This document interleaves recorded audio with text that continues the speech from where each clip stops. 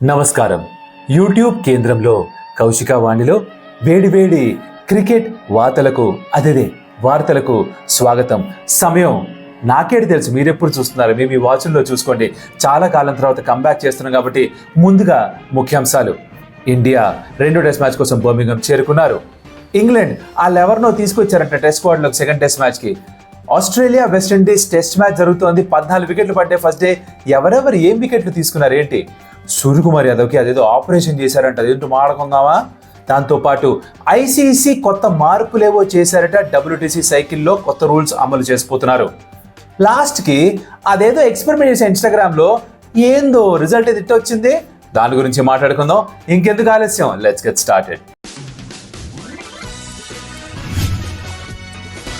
Welcome to stump tales. నా పేరు Kaushik. And cricket వార్తలు, అదే వేడి వార్తలు వడ్డిస్తూ ఉంటాం కదా, ఇది మీకు నచ్చి ఉంటే గనక గతంలో తిరిగి మళ్ళీ వెనక్కి వచ్చింది. ఆ ముఖ కోసం ఒక లైక్, నచ్చకపోయినా వీడియో చూసి ఎక్కడ నచ్చితే ఒక like, subscribe to the channel. ఇంకెక్కువ ఆలస్యం చేయకుండా let's dive into the full news. First things first, India 2వ టెస్ట్ మ్యాచ్ ఆడడానికి బర్మింగం చేరుకున్నారు. ఎడ్బాస్టన్ జరగబోతుంది సెకండ్ టెస్ట్ మ్యాచ్. అండ్ టీంలో ఏం మార్పులు చేసుకోవాలో తర్వాత సంగతి. టీంతో పాటు ట్రావెల్ చేస్తున్న హర్షిత్ రాణాని రిలీజ్ చేశారట. ఎందుకు ఏమిటి అంటే, ఫస్ట్ టెస్ట్లో తనని వేరే కొంతమంది బౌలర్స్కి కొంచెం నిగిల్స్ ఉన్నాయి కాబట్టి బ్యాకప్గా అట్టే పెట్టుకున్నారట. ఇప్పుడు ఏ బౌలర్కి కూడా ఒరిజినల్గా స్క్వాడ్లో ఉన్న వాళ్ళకి ఎటువంటి నిగిల్స్ లేవు కాబట్టి హర్షిత్ రాణాని రిలీజ్ చేశారు. తను తన మానం తను ఇంకా ఇండియాకు వచ్చేస్తాడు. సో మిగిలిన స్క్వాడ్లోంచి టీంలోకి ఎటువంటి మార్పులు చేసుకోవాలి అది మనం కాలక్రమేణా మాట్లాడుకుందాం టెస్ట్ మ్యాచ్ వచ్చే లోపల. మీ ఉద్దేశంలో ఎటువంటి మార్పులు చేసుకోవాలనుకుంటున్నారో అది కింద కమెంట్లో చెప్తే చదివి అందరం కాన్వర్సేషన్ మొదలు పెట్టుకుందాం. ఫస్ట్ పాయింట్ అయిపోయింది. సెకండ్ పాయింట్, ఇంగ్లాండ్ వాళ్ళ సెకండ్ టెస్ట్ మ్యాచ్కి సంబంధించిన స్క్వాడ్కి జోఫ్రా ఆర్చర్ని యాడ్ చేశారు. 2021లో last time Jofra Archer test match ఆడాడు ఇంగ్లాండ్కి. దాని తర్వాత నుంచి ఎల్బో ఇంజరీస్, ఇంకేదో ఇంజరీస్, రీహాబ్ ఇవన్నీ అనుకుంటూ ఇప్పటిదాకా రెడ్ బాల్లో మళ్ళీ కనిపించలేదు తను. మొన్నే ఈ ఫస్ట్ టెస్ట్ జరుగుతున్నప్పుడు దానికంటే కొంచెం ముందులో ససెక్స్కి తన ఒక కౌంటీ మ్యాచ్ ఆడడంతో తిరిగి తన పైన మళ్ళీ నమ్మకం వచ్చి తను మళ్ళీ నేను అవైలబుల్గా ఉన్న రెడ్ బాల్ అని చెప్పడంతో తనని స్క్వాడ్లోకి యాడ్ చేశారు. ఒకవేళ ఫిట్గా ఉంటే I think he'll walk into the squad because ఆ ఎక్స్ట్రా పేస్ ఎప్పుడైనా సరే అడ్వాంటేజ్గా మారుతుంది. Jamie Overton is also somebody who's available for this second test match. వాళ్ళ బ్యాటింగ్ అంతా సార్టెడ్గా ఉంది. వాళ్ళ బౌలింగ్ ఇంకొంచెం ఇంప్రూవ్ చేసుకునే అవకాశం ఉంది వీళ్ళ ఎడిషన్స్ తోటి.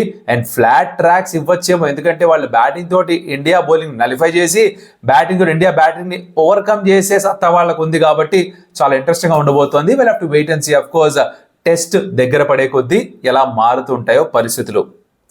Third point, Australia West Indies tour చేస్తున్నారు. దాంట్లో ఫస్ట్ టెస్ట్ మ్యాచ్ జరుగుతోంది. నేను ఈ వీడియో రికార్డ్ చేసే టైంకి Day 1 మాత్రమే అయింది. మీరు చూసే దానికి Day 2 కూడా అయిపోతుంది. కానీ నేను Day 1 సంబంధించిన విషయాలు మాట్లాడుతున్నాను. 14 వికెట్స్ పడ్డాయి. ఫస్ట్ డే ఆస్ట్రేలియా ఆడుతూ 180కి ప్యాక్. షమార్ జోసెఫ్ తను డెబ్యూ చేసినప్పుడు గుర్తుందా, man of the match performance ఇచ్చాడు అగేన్స్ ఆస్ట్రేలియా. వెస్టిండీస్ గెలిచారు అక్కడ చాలా సంవత్సరాల తర్వాత. అలాగే మళ్ళీ వెస్టిండీస్లో కూడా ఆడుతూ 5 వికెట్ హాల్ తీసుకున్నాడు. 180కి ఆస్ట్రేలియా ఆల్అౌట్ అయిపోయారు. కాకపోతే వెస్టిండీస్ బ్యాటింగ్ చేస్తూ 4 డౌన్ ఫర్ 56 ఎంతో. అక్కడ ఆ ఫస్ట్ డే ఆఫ్ ప్లే ఆగిపోయింది. చాలా ఇంట్రెస్టింగ్గా సాగుతోంది. బ్రాండన్ కింగ్ ఇంకా క్రీజ్ దగ్గరే ఉన్నాడు. రాన్స్టన్ చేస్ వాళ్ళ క్యాప్టెన్తో పాటు ఫస్ట్ టైం క్యాప్టెన్ చేస్తున్నాడు చేస్. మరి చూద్దాం ఎలా సాగుతుందో వాళ్ళ Day 2. అఫ్ కోర్స్ Day 2 మీరు చూసుంటారు ఈ పాటికి, వారు స్కోర్ కార్డ్ చూసుంటారు. దీని గురించి నెక్స్ట్ వీడియోలో మనం కూలంకోసంగా మాట్లాడుకుందాం. బట్ ఆస్ట్రేలియా కూడా వెస్టిండీస్కి వెళ్ళి స్ట్రగుల్ అవుతున్నారు అంటే it's good for test cricket ఏమో. వెస్టిండీస్ అసలు నికోలస్ పూరన్ లాంటి ప్లేయర్ని కోల్పోయి రసల్ నరైన్ వీళ్ళందరూ ఆడకుండా ఆ టెస్ట్ క్రికెట్ టెస్ట్ స్క్వాడ్ కొంచెం క్షీణించుకుపోయిందన్న వార్తలు కూడా బయట ఉన్నాయి కదా. It's good for West Indies test cricket is what I think. తర్వాతి అంశం, సూర్యకుమార్ యాదవ్కి ఓ చిన్న సర్జరీ జరిగింది. సర్జరీ ఎక్కడ చేసుకున్నారని డౌట్ ఉంటే కనుక జర్మనీలోని మ్యూనిచ్లో సర్జరీ చేసుకున్నట్ట. స్పోర్ట్స్ హర్నియా, దాంతో కాస్త ఇబ్బంది పడుతున్నాడు. ఐపీఎల్ టైంలో కూడా he was managing the sports hernia that is troubled with. అయితే మ్యూనిచ్కి వెళ్ళి ఇప్పుడు గ్యాప్ ఉంది కాబట్టి మళ్ళీ ఆగస్ట్ లాస్ట్ వీక్లోనే T20I సిరీస్ ఇండియాకు ఉంది కాబట్టి అంత లోపల రికవర్ అయిపోవచ్చని ఐపీఎల్ అయిపోగానే వెళ్ళి స్పెషలిస్ట్ని కన్సల్ట్ చేయడం, వాళ్ళు సర్జరీ చేసుకోవడం బెటర్ అని చెప్పడం, తను సర్జరీ చేసుకోవడం and rehab process మొదలైపోయింట.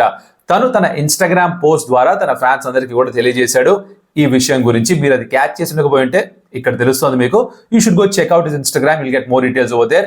But surgery చక్కగా జరిగిందట, రీహాబ్ మొదలైపోయింది. I'll come back stronger than earlier అని చెప్తున్నాడు. ఇది చూస్తున్నప్పుడు నాకు ఒకటి క్లిక్ అయింది ఏంటంటే, తనకి 34 సంవత్సరాలట. అంటే ఇంకొక 2 సంవత్సరాలు 3 సంవత్సరాలు మాత్రమే సూర్యకుమార్ యాదవ్ ఇంటర్నేషనల్ క్రికెట్లో కనిపిస్తాడేమో.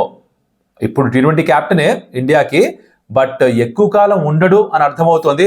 ఓ ట్రాన్సిషన్ ఫేజ్ టెస్ట్ మ్యాచెస్ లో మాత్రమే కాదు, ఓడిఐస్ లో కూడా రాబోతున్నట్టుగా అనిపిస్తుంది. T20లో కూడా ఆల్రెడీ చూసేసాం. It's interesting times for Indian cricket. Next point, ICC ఈ వరల్డ్ టెస్ట్ ఛాంపియన్షిప్ స్టార్ట్ అయినప్పటి నుంచి కూడా కొత్త రూల్స్ ఎఫెక్ట్ లోకి తీసుకొచ్చారు. ఓ 4-5 రూల్స్ ఉన్నాయి. ఈ వీడియోలో ఒక 2 కవర్ చేస్తాను.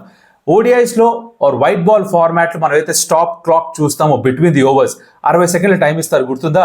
అంటే ఒక ఓవర్ అయిపోగానే 60 సెకండ్ ఆ స్టాప్ క్లాక్ టైమర్ స్టార్ట్ అయిపోతుంది. 60 సెకండ్ లోపల నెక్స్ట్ ఓవర్ వేయడానికి రెడీగా ఉండాలి. ఒకవేళ గనక 60 సెకండ్ల కంటే ఎక్కువ టైం తీసుకుంటే 2 సార్లు ఎంపైర్ వార్నింగ్ ఇస్తారు. అదే మళ్ళీ రిపీట్ అయితే 3వసారి అవతల టీంకి 5 పెనాల్టీ రన్స్ అవార్డ్ చేస్తారు. సో ఇది ఎందుకు తీసుకొస్తున్నారంటే ఓవర్ రేట్ ని టెస్ట్ క్రికెట్ లో మెయింటైన్ చేయడానికి తీసుకొస్తున్న ఒక చిన్న మోడిఫికేషన్ అనమాట. టెస్ట్ మ్యాచెస్ తెలుసు మనకి 90 ఓవర్లు వేయడం అనేది జరగట్లేదు, 80 ఓవర్లు వేస్తే గగనం. అందుకనే ఈ రూల్ మళ్ళీ తీసుకొచ్చారు. వైట్ బాల్ ఫార్మాట్ లో పనిచేస్తుంది. ఎంత ఫైన్ వేసినా ఎవరు పట్టించుకోవట్లేదు కాబట్టి ఇలా కనీసం రన్స్ అవార్డ్ చేస్తాము అని చెప్తే కొంచెమన్నా క్యాప్టెన్స్ టీము కాస్త మారుతారేమో అని ఒక ఆలోచన ఐసీసీ నుంచి. ఇది వన్ ఆఫ్ ద రూల్స్. ఇంకొక రూల్ ఏంటంటే ఇది తీసేస్తే బెటర్ నా ఉద్దేశంలో. అంటే కోవిడ్ టైమ్స్ లో ఈ బాల్ మీద సలైవా పెట్టకూడదని రూల్ వచ్చింది, ఓన్లీ చెమట మాత్రమే పెట్టాలని. అప్పుడు ఎందుకు వచ్చింది అది? ఆబ్వియస్లీ కోవిడ్ ట్రాన్స్మిట్ అయ్యే అవకాశాలు ఉన్నాయి త్రూ సలైవా ఆల్సో. ఒకళ్ళు బాల్ పైన సలైవా వాడికి పెడితే ఇంకెవరన్నా దాన్ని పట్టుకుంటే అలా ట్రాన్స్ఫర్ అవ్వచ్చని. ఇప్పుడు కోవిడ్ ఎలాగో మన దగ్గరలో లేదు, రైట్? ఒకవేళ ఎవరికన్నా కోవిడ్ పాజిటివ్గా ఉన్నా కూడా 2-3 రోజుల్లో సెట్ అయిపోతున్నారు. అలాంటి పక్షంలో ఇప్పుడు ఈ సలైవా రూల్ అవసరం లేదని నాకు అనిపిస్తుంది. కానీ ఇంకా దాన్ని కంటిన్యూ చేస్తున్నారు.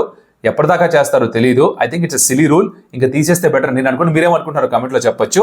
దాంతో పాటుగా ఇప్పుడు ఒకవేళ గనక ఏదైనా టీం కావాలని చెప్పి బాల్ చేయించడానికి సలైవా పెట్టేస్తే ఎంపైర్స్ బాల్ మార్చాల్సిన అవసరం లేదా.